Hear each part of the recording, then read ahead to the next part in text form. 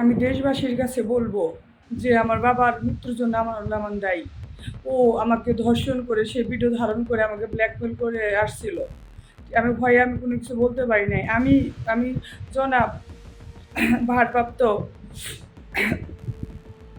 ভারপ্রাপ্ত চেয়ারম্যান জনাব তারেক রহমান, তাকে আমি বলবো, আমি একজন সাধারণ মেয়ে হিসেবে আমি আপনার কাছে বিচার চাই। এর বিচার করেন। আমাকে যে কোনো সময় আমাকে মেরে ফেলতে পারে।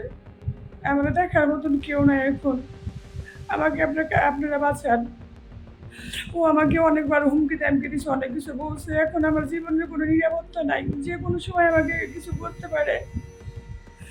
আমাকে আপনারা সহযোগিতা করুন। আমি দেশবাসীকে বলবো, আপনারা আমার পাশে একটু দাঁড়ান। আমারও একটু কথা বলেন।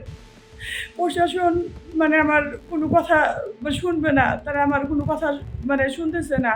এবং সাংবাদিক ভাইদেরও বলবো, যেটা সত্য, সত্যকে সত্য বলতে শিখুন।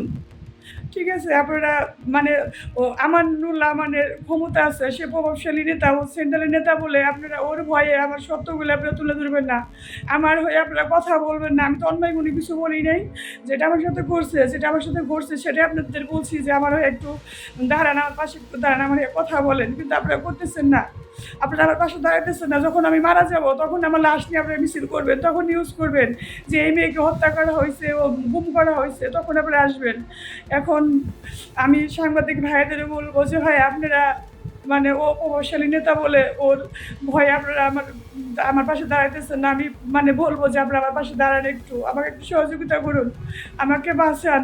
আমার সুষ্ঠু একটা বিচার আমি চাই। দেশবাসীর কাছে আমি বলবো, হাত অনুরোধ করে বলবো যে আমার জন্য আপনারা আমার পাশে একটু দাঁড়ান।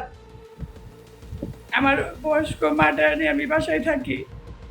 সারাদিন আমার মাটা ভয়ে ভয়ে থাকে, আমার কখন কি হয়ে যায়। আপনারা আমার পাশে দাঁড়ান। আমি দেশবাসীর কাছে, আমি একজন সাধারণ মেয়ে হয়ে আমি সবাইয়ের কাছে বলতেছি, আপনারা আমার একটু পাশে থাকেন।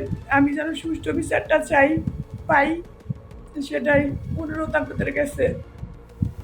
সাংবাদিক ভাইয়েরা, আপনাদের ওপরে সাধারণ জনগণ আস্থা রাখে যে আপনারা সত্যকে তুলে ধরেন। সেইভাবে আপনারা কাজ করুন। আপনারা আজকে আমার বড় নেতা, সেন্ট্রালের নেতা একটা ভালো জায়গায় আছে, প্রভাবশালী ক্ষমতাশালী দেখে ওর বিরুদ্ধে আপনারা প্রমাণ থাকা সত্ত্বেও কোনো কথা বলতেছেন না। আমি আপনাদের বলবো যে এমন কিছু করেন না।